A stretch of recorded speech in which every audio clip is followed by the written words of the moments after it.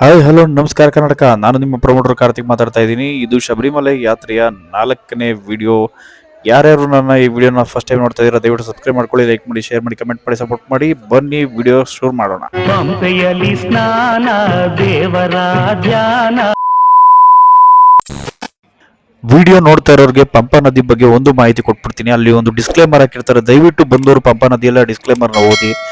ತಮ್ಮ ಬಟ್ಟೆಗಳನ್ನೇ ಆಗಲಿ ಯಾವುದೇ ಒಂದು ಪ್ಲಾಸ್ಟಿಕ್ ವಸ್ತುಗಳನ್ನೇ ಆಗಲಿ ಆ ಒಂದು ಪಂಪಾ ನದಿಯಲ್ಲಿ ಹಾಕೋದ್ರಿಂದ ನೀರು ಕೂಡ ಮಾಲಿನ್ಯ ಆಗುತ್ತೆ. ಪ್ರಾಣಿಗಳು ಒಂದು ನೀರು ಕುಡಿಯಕ್ಕೆ ಬರುವಂಥ ಪ್ರಾಣಿಗಳಿಗೆ ಹಾಗೂ ಮೀನುಗಳಿಗೂ ಕೂಡ ತೊಂದರೆ ಆಗುತ್ತೆ.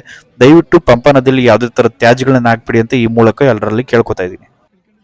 ನೀಲ್ಕಲ್ಲಿಂದ ಪಂಪಾ ನದಿಗೆ ಬಂದ ಕೂಡಲೇ ನಾವು ಮಾಡಬೇಕಾಗಿರುವಂಥ ಮುಖ್ಯ ಕೆಲಸ ಆ ಒಂದು ಇರುಮುಡಿಯನ್ನ ಪೂಜೆ ಮಾಡುವಂಥದ್ದು. ಹಾಗೆ ಅದಕ್ಕಿಂತ ಮುಂಚೆ ಇರುಮುಡಿಯನ್ನ ಒಂದು ಶುದ್ಧವಾದ ಬಟ್ಟೆಯ ಮೇಲೆ ಇಟ್ಟು ನಾವು ಪಂಪಾ ನದಿಯಲ್ಲಿ ಸ್ನಾನ ಮಾಡಿಕೊಂಡು ಆ ಇರುಮುಡಿಗೆ ಒಂದು ಪೂಜೆಯನ್ನು ಮಾಡುವ ಮುಖಾಂತರ ಶರಣಕ್ಕೋಗಿ ವಂದನೆಗಳನ್ನ ಅಯ್ಯಪ್ಪ ಸ್ವಾಮಿಗೆ ತಿಳಿಸ್ಬೇಕಾಗುತ್ತೆ.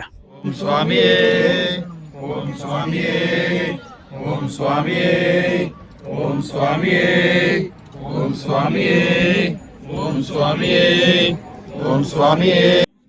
ಶರಣು ಪ್ರಕ್ರಿಯೆ ಮುಗಿದ ತಕ್ಷಣ ಇರುಮುಡಿಯನ್ನ ಮೊದಲ ಬಾರಿ ಬಂದಿರತಕ್ಕಂಥ ಕನ್ಯಾಸ್ವಾಮಿಗಳ ತಲೆಯ ಮೇಲೆ ಮಡಗಿ ಆಮೇಲೆ ಉಳಿದಿರ್ತಕ್ಕಂಥ ಎಲ್ಲ ಒಂದು ಸ್ವಾಮಿಗಳ ತಲೆಯ ಮೇಲೆ ಇರುಮುಡಿಯನ್ನ ಒತ್ತುಕೊಂಡು ಶರಣು ಕೂಗ್ತಾ ತಲೆಯ ಮೇಲೆ ಇರುಮುಡಿಯನ್ನು ಹೊತ್ಕೊಂಡು ಪಂಪಾ ನದಿಯಿಂದ ಬೆಟ್ಟವನ್ನು ಏರೋದಕ್ಕೆ ಸಿದ್ಧತೆಗಳನ್ನು ಮಾಡಿಕೊಂಡು ಹೊರಡುವಂಥ ಪ್ರಕ್ರಿಯೆ ನಡೆಯುತ್ತೆ.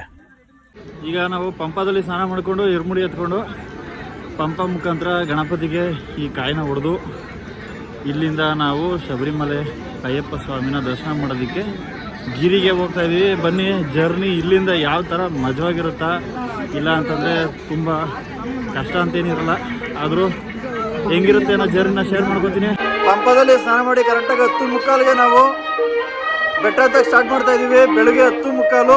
ಎಷ್ಟು ಗಂಟೆಗೆ ಹೋಗ್ತೀವಿ ಅನ್ನೋದನ್ನ ನೋಡೋಣ ಬನ್ನಿ.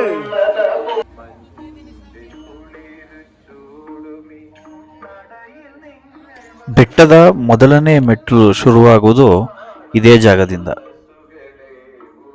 ಮೆಟ್ಟಲಿನ ಪ್ರಾರಂಭ ಸ್ಥಾನದಿಂದ ಅಂತಿಮ ಸ್ಥಾನದವರೆಗೂ ಸರಿಸುಮಾರು 4 ಕಿಲೋಮೀಟರ್ ಯಾತ್ರೆ ಇರುತ್ತೆ. ಅದರಲ್ಲಿ ಕಠಿಣವಾದ ಒಂದು ಜಾಗಗಳು ಕೂಡ ಇರುತ್ತೆ, ಅಷ್ಟೇ ಸುಗಮವಾದ ಜಾಗಗಳು ಕೂಡ ಇರುತ್ತೆ. ಯಾವುದೇ ಭಯ ಇಲ್ದಂಗೆ ಈ ಒಂದು ಅಯ್ಯಪ್ಪ ಸ್ವಾಮಿ ಯಾತ್ರೆನ ಆರಾಮಾಗಿ ಎಲ್ಲರೂ ಕೂಡ ಮಾಡ್ಬೋದು. ನೀವಿಲ್ಲಿ ನೋಡ್ತಾ ಇರುವುದು ವಿನಾಯಕ ದೇವಸ್ಥಾನದ ಮುಂದೆ ಒಡೆಯುವಂತಹ ಮೊದಲನೇ ಕಾಯಿ. ಇಲ್ಲಿ ಕಾಯಿ ಹೊಡೆದು ನಮ್ಮ ಯಾತ್ರೆ ಸುಗಮವಾಗಿರಲಿ, ನಾವು ಅನ್ಕೊಂಡಿರೋ ಎಲ್ಲ ಇಷ್ಟಾರ್ಥಗಳು ಈಡೇರಲಿ ಅಯ್ಯಪ್ಪ ಅಂತ ಈ ಒಂದು ನೀಲಿಮಲ ಅಂದರೆ ಬಾಟಮ್ ಸ್ಥಾನ, ನೀವಿಲ್ಲಿ ನೋಡ್ತಾ ಇರೋದು ನೀಲಿಮಲ. ಇದು ಮೊದಲನೇ ಬೆಟ್ಟ. ಇದು ನಾವು ಹೆಚ್ಚು ಕಮ್ಮಿ 1 ಕಿಲೋಮೀಟರ್ ಯಾತ್ರೆನ ಮಾಡಿರ್ತೀವಿ. 4 ಕಿಲೋಮೀಟರ್ ಯಾತ್ರೆಯಲ್ಲಿ 1 ಕಿಲೋಮೀಟರ್ ಯಾತ್ರೆ ಸ್ವಲ್ಪ ಆರಾಮಾಗಿರುತ್ತೆ. ಅಷ್ಟು ಏನು ನಮಗೆ ದಣಿವು ಅನ್ಸೋದಿಲ್ಲ. ಆದರೆ ನೀಲಿಮಲೆ ಟಾಪಿಂದ ಇಲ್ಲಿ ನೋಡ್ತಾ ಇದ್ದೀರಾ, ನೀಲಿಮಲ ಟಾಪ್ ಏನಿರುತ್ತೆ ಇದು 1 ಕಿಲೋಮೀಟರ್ ಅಂತರ. ಕೆಳಗಡೆ ನೀವು ನೋಡಿದಿರಲ್ಲ, ಅಲ್ಲಿಂದ ಇಲ್ಲಿಗೆ 1 ಕಿಲೋಮೀಟರ್ ಅಂತರ ಇರುತ್ತೆ. ಆ 1 ಕಿಲೋಮೀಟರ್ ಜರ್ನಿ ಆದಮೇಲೆ ಶುರುವಾಗೋದೇ ನಿಜವಾದ ಅಯ್ಯಪ್ಪ ಸ್ವಾಮಿ ಯಾತ್ರೆ. ಯಾಕೆ ಅಂತಂದರೆ ನಾವು ಒಂದು ಸರಿ ಹಿಂದೆ ತಿರುಗಿ ನಾವು ಬಂದಿರುವಂಥ ದಾರಿನ ಒಂದು ಸರಿ ಹಿಂದೆ ತಿರುಗಿ ನೋಡಿದ್ರೆ ಗೊತ್ತಾಗೋದು ನಾವು ಯಾವ ಹೈಟಲ್ಲಿದ್ದೀವಿ, ಯಾವ ಬೆಟ್ಟದ ಮೇಲಿದ್ದೀವಿ ಅನ್ನೋದು. ಹಾಗೆ ತುಂಬ ಜನಕ್ಕೆ ಸುಸ್ತಾಗಿರುತ್ತೆ. ಆದ್ದರಿಂದ ಅವರು ಕೆಲವರು ಗ್ಲೂಕೋಸ್ ಪುಡಿ ಏನು ಬರುತ್ತೆ ಗ್ಲೂಕೋಸ್ ಪುಡಿ ತಗೋತಾರೆ. ಯಾಕೆಂದರೆ ಸ್ವಲ್ಪ ಎನರ್ಜಿ ಲೋ ಆಗಿರೋದ್ರಿಂದ ಶುಗರ್ ಲೆವೆಲ್ ಕಮ್ಮಿ ಆಗಿರುತ್ತೆ. ಹಾಗಾಗಿ ಗ್ಲೂಕೋಸ್ ತಗೊಳ್ಳೋದ್ರಿಂದ ಶುಗರ್ ಲೆವೆಲ್ ಬ್ಯಾಲೆನ್ಸ್ ಆಗಲಿ ಅಂತ ಅಂದ್ಬಿಟ್ಟು ಸ್ವಲ್ಪ ಸುಸ್ತಾಗಿತ್ತು. Lemon soda ಕುಡಿದ್ವಿ. ಯಾಕೆಂತಂದರೆ ಸ್ವಲ್ಪ ಬಾಯಾರಿಕೆ ಇರೋದ್ರಿಂದ ಲೆಮನ್ ಸೋಡಾ ಕುಡ್ಕೊಂಡು ಸ್ವಲ್ಪ ದಣಿವನ್ನು ಕಮ್ಮಿ ಮಾಡಿಕೊಂಡು, ಹಾಗೆ ಬಾಡಿಲಿ ಸ್ವಲ್ಪ ವಾಟರ್ ಲೆವೆಲ್ ಕಮ್ಮಿ ಆಗುತ್ತೆ. ಯಾಕೆಂದರೆ ಹತ್ತುತ್ತಾ ತುಂಬ ನೀರು ಮತ್ತು ಬಾಯಾರಿಕೆ ಆಗೋದ್ರಿಂದ ಸಮಯ 11:52 ಆಗಿರುತ್ತೆ. 1 ಅವರ್ಗಿಂತ ಹೆಚ್ಚು ಈ ಒಂದು 1.5 ಕಿಲೋಮೀಟರ್ನ ನಾವು ನಡ್ಕೊಂಡು ಬಂದಿರ್ತೀವಿ. ಮಧ್ಯ ಕಲ್ಲಂಗಡಿ ಹಣ್ಣು ಹಾಗೆ ಒಂದು ತಿಂಡಿ ತಿನಿಸುಗಳು ಕೂಡ ಸಿಗುತ್ತೆ. ಯಾವುದೇ ಥರದ ಅಂಜಿಕೆ ಇಲ್ದಂಗೆ ಆರಾಮಾಗಿ ತಿನ್ಬೋದು. ಇಲ್ಲಿ ಕನ್ಯಾಸ್ವಾಮಿಗಳು ಕಾಯಿ ಹೊಡೆದು ಕನ್ಯಾಸ್ವಾಮಿಗಳಿಗೆ ಒಂದು ಕಡ್ಡಿ ಕೊಟ್ಟಿರ್ತಾರೆ. ಆ ಕಡ್ಡಿನ ಇಲ್ಲಿ ಚುಚ್ಚಬೇಕು. ನೋಡಿ ಇಲ್ಲಿ ಚುಚ್ಚುತ್ತಾ ಇದ್ದಾರಲ್ಲ, ಈ ಜಾಗದಲ್ಲಿ ಮೊದಲನೇ ಸರಿ ಬಂದಿರೋ ಕನ್ಯಾಸ್ವಾಮಿಗಳು ಇಲ್ಲಿ ಒಂದು ಕಾಯಿನ ಕೊಟ್ಟಿರ್ತಾರೆ. ಆ ಕಾಯಿನ ಹೊಡೆದು ಇಲ್ಲಿ ಚುಚ್ಚಬೇಕು. ಅಲ್ಲಿಗೆ 2 ಕಿಲೋಮೀಟ್ರ್ ಮುಗಿಯುತ್ತೆ. ಹಾಗೆ ಶುರುವಾಗದೆ ಶಬರಿ ಪಾದಂ ನೀವು ನೋಡ್ಬೋದು. ಇನ್ನೂ ತುಂಬ ಈಸಿ. ಈಗ ಬಂದಿದ್ವಲ್ಲ ಅದು 2 ಕಿಲೋಮೀಟ್ರ್ ಬಂದು ತುಂಬ ಕಠಿಣ ಒಂದು ಜಾಗ. ಆದರೆ ಈ 2 ಕಿಲೋಮೀಟ್ರ್ ಏನಿದೆ, ಇನ್ನು ನಡೆಯೋ 2 ಕಿಲೋಮೀಟ್ರ್ ಸುಗಮವಾಗಿರುತ್ತೆ, ಒಂದೇ ಲೆವೆಲ್ಲು ಫ್ಲಾಟಾಗಿ. ಇನ್ನು ಜರ್ನಿ ತುಂಬ ಆರಾಮಾಗಿರುತ್ತೆ. ಒಂದೇ ಫ್ಲಾಟ್ ಸರ್ಫೇಸ್ ಮೇಲೆ ನಡೆಯೋದ್ರಿಂದ ಅಷ್ಟು ಸ್ಟ್ರೈನು ಸುಸ್ತು ಆಗಲ್ಲ. ಆರಾಮಾಗಿ ಇನ್ನು ಅರ್ಧ ಗಂಟೆಯಲ್ಲಿ ರೀಚ್ ಆಗ್ಬಿಡ್ತೀವಿ ನಾವು ದೇವಸ್ಥಾನ. ಇಲ್ಲಿ ವಯಸ್ಕರಿಗೆ ಒಂದು ಡೋಲಿ ವ್ಯವಸ್ಥೆ ಕೂಡ ಇರುತ್ತೆ. ಡೋಲಿ ಅಂದ್ರೆ ಏನು, ಅದು ಯಾವ ತರ ಇರುತ್ತೆ ಅನ್ನೋದನ್ನ ಈ ವಿಡಿಯೋದಲ್ಲಿ ತೋರಿಸ್ತೀನಿ, ನೋಡ್ಕೊಂಡು ಬನ್ನಿ.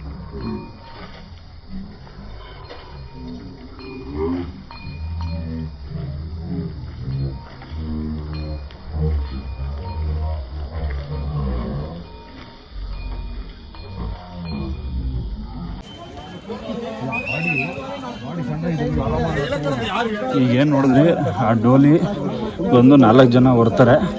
ಕೆಳಗಡೆ ಒಂದು ಪಂಪದಿಂದ ಹಿಡಿದು ಶಬರಿಮಲೆ ಅಯ್ಯಪ್ಪ ಸ್ವಾಮಿ ದರ್ಶನ ಮಾಡೋ ತನಕನೂ ಕೂಡ ಈ ಡೋಲಿಗಳು ಅಂದರೆ 4 ಜನ ಏನಿರ್ತಾರೆ ಅವ್ರ ತಲೆಯ ಮೇಲೆ ಹೊತ್ಕೊಂಡು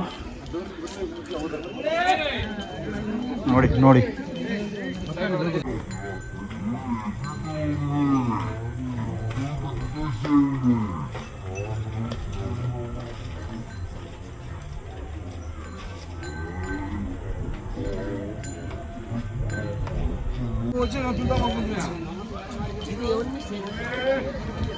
ಇದಕ್ಕೆ ಚಾರ್ಜಸ್ ಮಾಡ್ತಾರೆ. 6,000 8,000 ತನಕ ಇರುತ್ತೆ. ಮೋಸ್ಟ್ಲಿ ಇದು ಡಿಪೆಂಡ್ ಅಪಾನ್ ಸೈಜ್ ಮೇಲೆ, ಅವ್ರು ಏನು ತೂಕ ಬರ್ತಾರೆ ಅದ್ರ ಮೇಲೂ ಕಾಸ್ಟು ಡಿಸೈಡ್ ಆಗುತ್ತೆ ಅನಿಸುತ್ತೆ. ಏನೇ ಆದ್ರೂ ಏಜ್ ಇದ್ದಾಗಲೇ ಬಂದು ನೋಡೋದು ಒಂದು ಸಾರ್ಥಕತೆಯೇ ಬೇರೆ. ಈ ಥರ ಹೋಗೋದು ವಯಸ್ಸಾದ್ಮೇಲೆ ಓಕೆ, ತಪ್ಪು ಅಂತ ಹೇಳಲ್ಲ, ಯಾಕೆಂದರೆ ಅವ್ರಿಗೂ ಹೊಟ್ಟೆಪಾಡೆಲ್ಲ ಇರುತ್ತೆ. ಆದರೆ ವಯಸ್ಸಿದ್ದಾಗ ಬಂದು ಏನು ದರ್ಶನ ಮಾಡ್ತೀರಾ ನಡ್ಕೊಂಡು ಆ ಫೀಲ್ನ ಎಂಜಾಯ್ ಮಾಡ್ಕೊಬಿಡಿ. ವಯಸ್ಸಾದ್ಮೇಲೆ ಈ ಫೀಲ್ ಸಿಗಲ್ಲ, ನಡೆಯುವಂಥ ಫೀಲ್ ಸಿಗಲ್ಲ ಯಾರಿಗೂ ಕೂಡ. ಮುಖ್ಯವಾಗಿ ರಾಷ್ಟ್ರಪತಿಗಳಾದ ದ್ರೌಪದಿ ಮುರ್ಮು ಅವರು ಕೂಡ ಇದೇ ರಸ್ತೆಯ ಮುಖಾಂತರ ಅಯ್ಯಪ್ಪನ ದರ್ಶನವನ್ನ ಮಾಡಿಕೊಂಡಿದ್ದು.